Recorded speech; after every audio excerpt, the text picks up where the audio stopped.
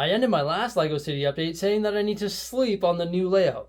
Well, what I meant by that is stand here till late at night thinking about it. And now I'm exhausted and I need to continue this LEGO City update in the morning. Alright, had a good night's sleep, got my fresh cup of coffee here in the morning, ready to continue working on the LEGO City layout. Modular building placement, and also road configurations. That's what I want to work on today.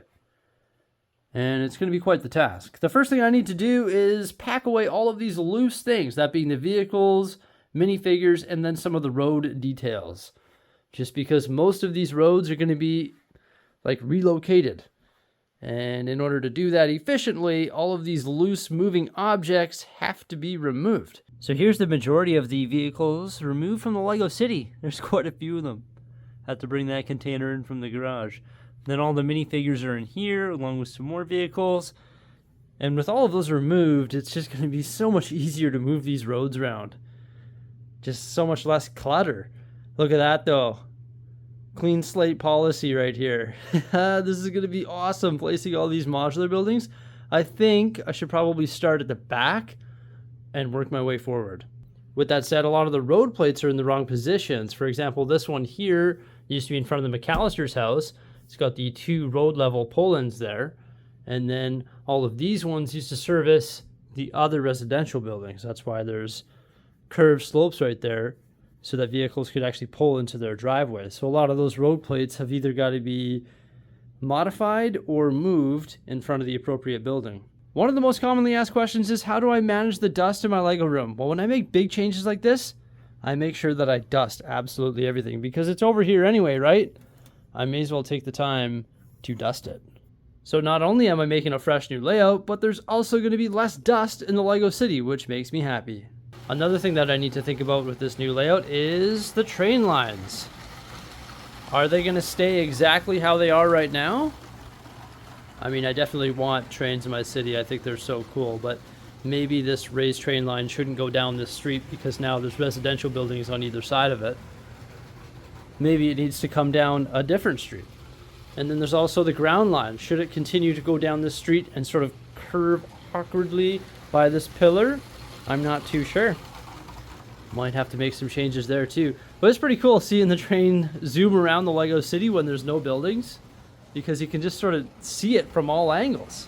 Now the issue is if I modify the raised train track, the track itself might be reduced in size, like the loop might be reduced. For example, if it turns earlier and comes down this street, then it's significantly reduced in size. So I don't know, it's sort of give and take, right? I like my trains, I like having them zoom around the city. So it's just a matter of like making it work properly, but also keeping it as epic as it already is. You see, there's always lots to think about when it comes to trains and LEGO City layouts, because this raised train track goes on top of this mountain, and that ridge is specifically cut out for the raised train track. So if I reduce the size of it by bringing it this way, well, then I have this like awkward cutout on this mountain that needs to be fixed. I can't keep it that way. Also, this train station that's built into the retaining wall actually sits on top of the tunnel for the ground line. So if I reduce the size of the elevated train line and bring that over here, well, then I have to relocate this tunnel or rebuild this train station so that it doesn't sit on top of this tunnel, and thus I'm moving the ground line as well. And then if I move that train station over, well, then it might crowd this train station or this dungeon. So there's always just so much to think about in regards to these big LEGO City layouts, because you change one thing and it affects another thing, right? It's fun though, that's for sure. I don't know what I'm gonna do here with these train lines. Honestly, I think it needs to be like reduced in size because it won't have that awkward curve there, and then it won't come down the street where we now have residential buildings. All right, let's put all those thoughts on pause and let's start laying some modular buildings. Now the cool thing is back there, I'm going to be able to fit 8 modular buildings in a row. Granted, there is a train station right there, so I do want a little walkthrough for that. But that's 8 base plates. It used to be residential buildings, and now it can be modular buildings, and that might look pretty neat.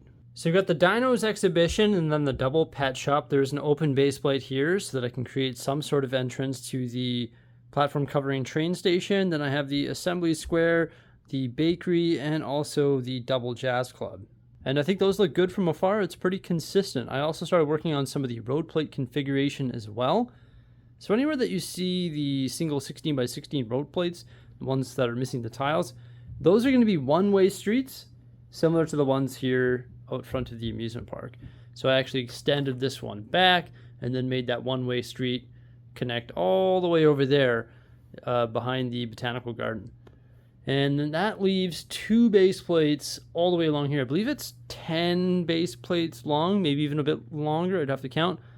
And what I would do is put modular buildings back to back along there. So rather than having them vertical, I've decided that maybe lateral is better, except that we still have vertical building there, like vertically placed, and also there's a block of 2, and also there's a block of 1. And then right here, I haven't quite decided what I'm going to do, because this here is 1, 2, 3, 4, 5 base plates wide, and it's 2.5 deep. So I can't really do a lateral one there because it's 2.5 deep. That would leave 16 stud gap in the center open. That's just a waste of space.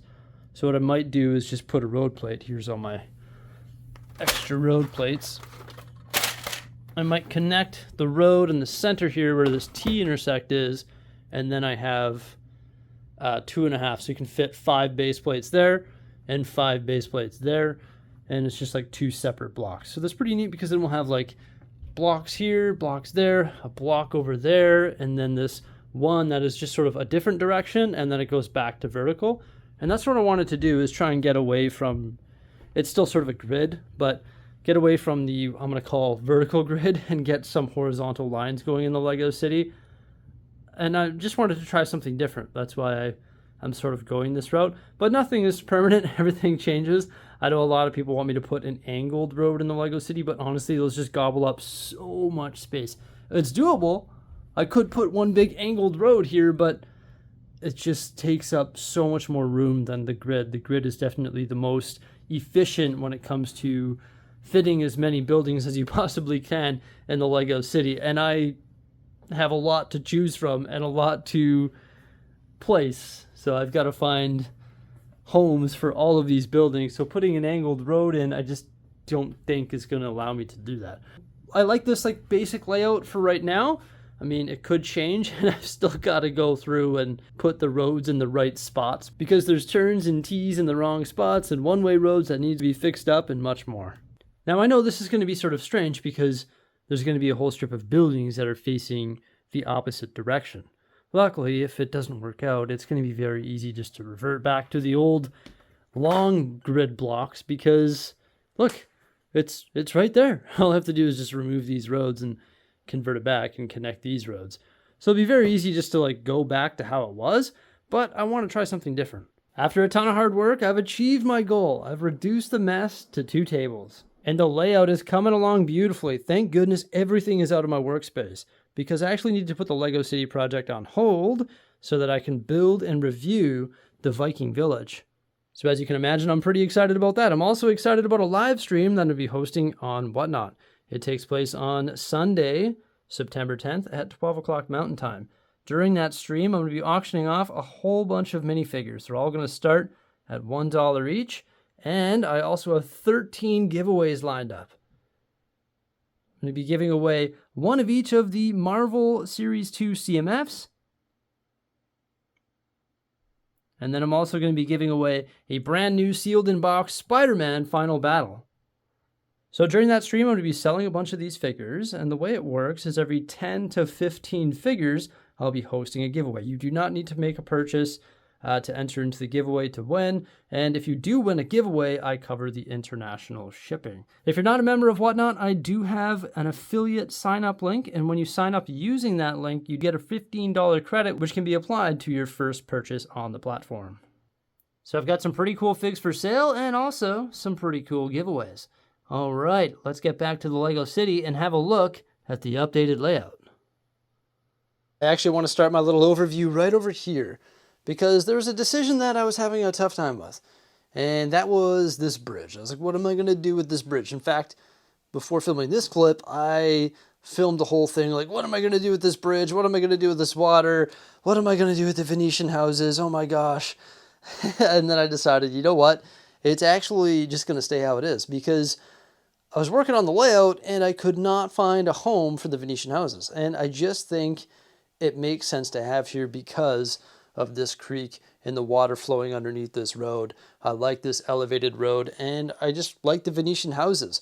I had some other houses placed here as all the red roofed ones, but the red roofed houses just had like this solid white background, and it looked sort of ugly from when I was, or from the perspective of me standing over there, which I stand over there quite often. Then we still have the Simpsons house over here, and also the McAllister's house right there. So the red roofed houses are no longer here. Is that cool?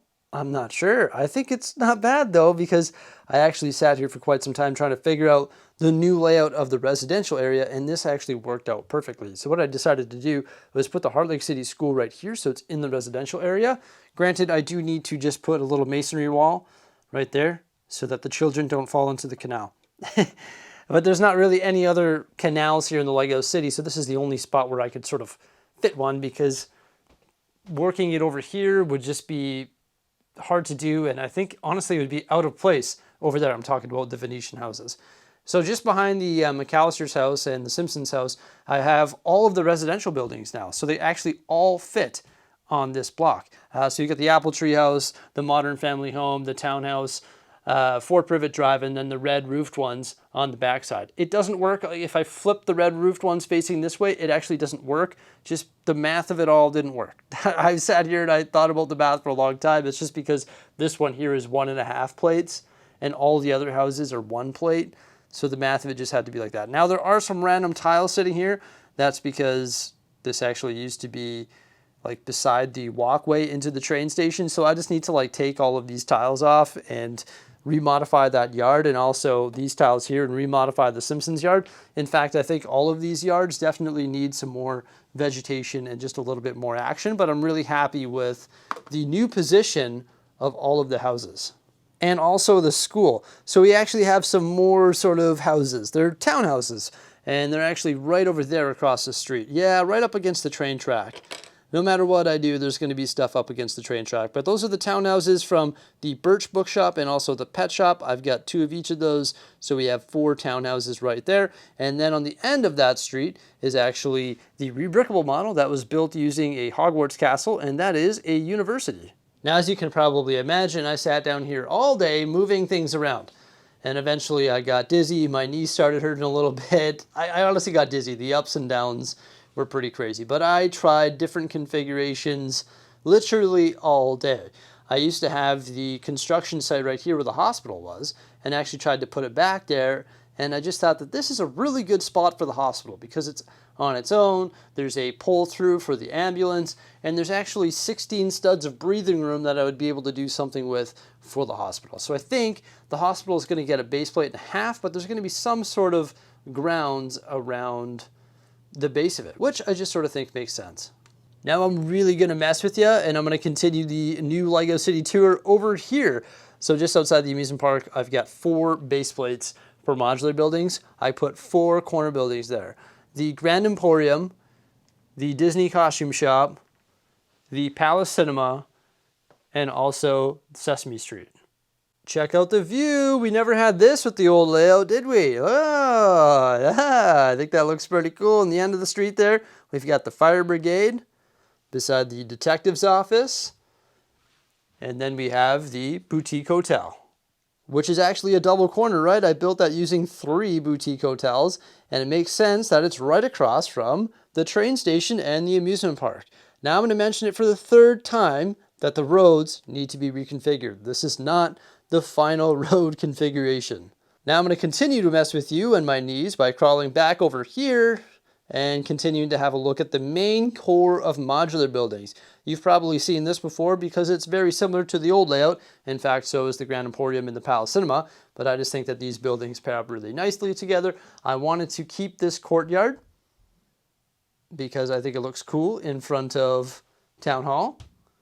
And then these little half base plate corner buildings on either side of it. the massive double corner garage behind that. I think the colors sort of match, right? It is poking up behind there. I'm not sure if it's going to stay there, but I really don't mind the look of it because, of course, there's skyscrapers in the background poking over top of that as well. And then on the backside, on this corner, we have the brick bank. And across the street there beside the fire brigade is my double police station and its counterparts as well. Beside the double Daily Bugle, so a little skyscraper there. Across the street from that, the white and black skyscraper. It actually works perfectly behind the fire brigade because the fire brigade has like these hinges on the back that come off like half a stud or one stud. So you can't have a building that's flush up against the back of the fire brigade. So there's actually a little bit of breathing room, which works perfectly. So that was sort of thought out as well. And I always like the fire brigade beside the sitcom tower. I believe that's what it's called.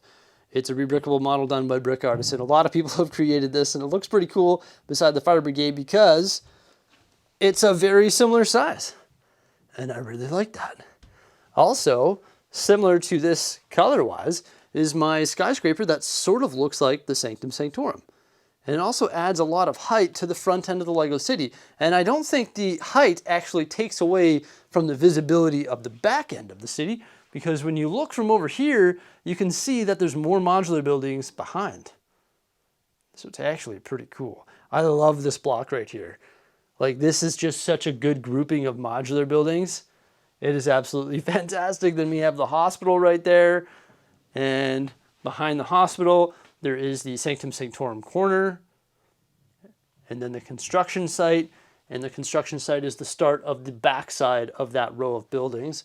And beside the Sanctum Sanctorum, there's the bookshop and the Parisian restaurant. And then there's one more little building there, which is actually Peter Parker's apartment and the pizzeria right beside the Daily Bugle. Makes sense, right? Spider-Man with Spider-Man. And you can actually see Spider-Man. Oh no, you can't see Spider-Man. Where is he? He should be on his web. He's not there. Oh my gosh, he's missing. Oh, there he is. Look, he's climbing the Avengers Tower. Yeah, but all these roads, they need to just be reconfigured. So I decided that this is going to be a one-way street, just like it was before. I guess this is going to be a two-way street here. In front of the fire brigade is going to be a one-way road. This will be a two-way road. And then the one-way road actually continues right through. I'm not sure if that makes sense, but it does make sense to me to save room because one-way roads are only 16 studs, whereas two-way roads are 32 studs, and that's how I was able to fit this whole lateral block. But I love looking at like the buildings like this. That is so cool. I think that's just such a great shot. This building, it doesn't really look the best from the back. I tried to put it behind some taller buildings just to sort of block that a bit. Maybe it needs to be reconfigured. I guess it's not too bad. Like, that's a custom building that I built, and I think the windows are pretty cool. But I'm not sure how it looks in the skyline. I'm not sure how I feel about the Avengers Tower, but I'm still hoping that they come out with a new Avengers Tower so I can give that a refresh. All right, so we're back over here. Beside the Boutique Hotel is my custom Lego store, and then my modified townhouse pet shop cafe, just a corner building. There is some open space there in front of the Avengers Tower. Not sure about the final placement of any of these buildings. Once again, the Lego City is still under construction. But then beside the Avengers Tower, we have the Sig Fig complex, which looks pretty cool from the front side. And then the Imagination Station, which is like the spiral building there. And a large open spot beside the construction site there. And then we have the corner Octane gas station beside the Downtown Diner. Not sure if I like the position of the Downtown Diner right now. It is right beside the Spring Lantern Festival, which I don't mind right there. I think it's pretty cool. Now, Diagon Alley has been treated differently. It's actually exposed, so you can actually see the buildings inside Diagon Alley. I was admiring the set, and I was like, why do I keep burying this thing so you can't even see the buildings? That doesn't really make any sense. So now we have the facades on this side and also on this side, but you can actually get in there and see now, which I much prefer. There is an open half base plate by 2 base plate segment right there, and then I put the bowling alley right here. This is going to be another one-way road connecting all the way through. And yeah, there we go. And then we got all the other modular buildings back here, the ones we started with. Looking pretty fresh on the base of the raised platform. Oh yeah, and then I had to move the Haunted Mansion, or the Monster Fighters Haunted House, double base plate over there. And there is 1.5 base plates open behind it. And I'm really liking this new layout. It's really neat how you can actually look from this side and sort of get a different perspective, especially once I get all of these base plates filled up. So I've got my big stack of roads and my bins full of vehicles and minifigures, and then some buildings that didn't make it back into the city. I guess I could put some of these back, like no problem. They could just fill the available space there. But I'm looking to try and change up some of the structures in the city as well. And I love this new layout, everybody. I love it. The fact that all of the residential buildings are now consolidated together right here is phenomenal. I just think that this is so cool because this is low and all sort of makes sense together. And then the city just sort of goes up as we move this way. And I wanted to try and consolidate all the skyscrapers, and I'd say they pretty much are. They're like right here. But then we have some modular building visibility here and there. And then when I crawl under there and poke up through the hole, we can see a different perspective from over there. I just think it's really neat. It's just like multi-layered. It's like an ogre. It's got layers. Now my city has layers rather than just like these straight lines. Now we have these really cool like city views that we didn't have before and haven't had in a long time. So I'm pretty excited about it. I'm off to become a Viking. Thank you so much for coming on by. I hope you enjoyed this LEGO City update. I will continue working on it because there is still a ton of stuff to do and finalize. Please remember to like, subscribe, and stay tuned. Farewell.